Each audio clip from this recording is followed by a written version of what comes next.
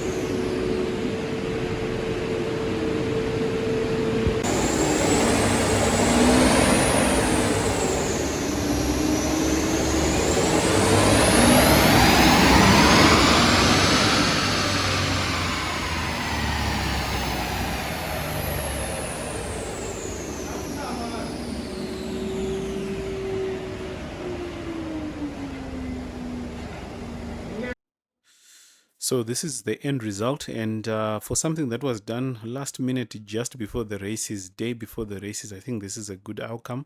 The car managed to make 461 at 745 Newton meters of torque. Now we know that the transmission on this vehicle is an 8 HP, should be 8 HP 70, and it's rated for 700 Newtons of torque. We believe obviously it's within 5 to 10%, so we think that should be fine. We shouldn't have problems with the gearbox. And really looking at the graph, you can see there's a little dip there. You might actually think that that's usually when we see that on the dyno, sometimes we think maybe that's something, clutch is slipping or something like that, but we know for this car round about that RPM, that's when it switches from the other turbo to the bigger turbo, so that we expect there to be a dip. Some people actually say they feel it. Me, to be honest, I drove this car, I never felt it. Even when on the dyno, we never felt that change. But some people do say, if you're looking for around, some people say actually there is a change that happens there. So like I said, 5 to 10% difference on the maximum rate of the gearbox, that should be fine. We know in for people who are using these transmissions for motorsports, of course they rebuild them, but if you try to dig deep to understand how much power they are putting on this ZF. Sometimes they can exceed the rated factory limit by 50%, and the gearboxes are fine. But even I myself, on our Brevis, we are using a ZF gearbox. It's rated for 600 newtons of torque, but right now we are pushing it at 800 newtons of torque, and we have not broken anything. So this should be a good place to call it quits.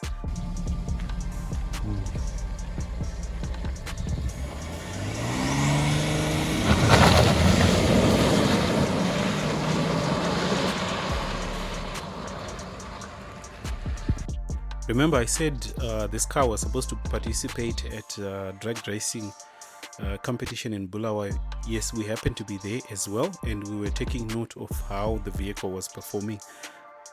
So I just want to highlight a few of the key races that it undertook, namely the one that put it in its in the top 3.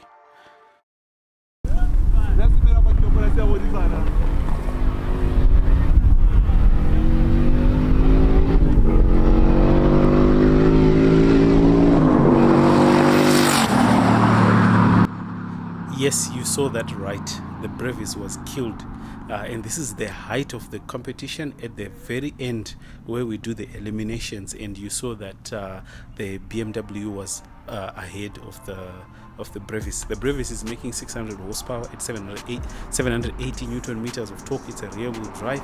This one is four-wheel drive, and it also weighs more, so maybe that's a plus and also a minus on it. So yes, that was the outcome. That race pretty much put him in the top 3.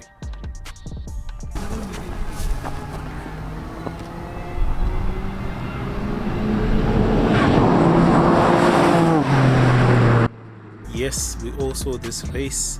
Unfortunately, the marshals called it a jump start, and they had to repeat the race immediately.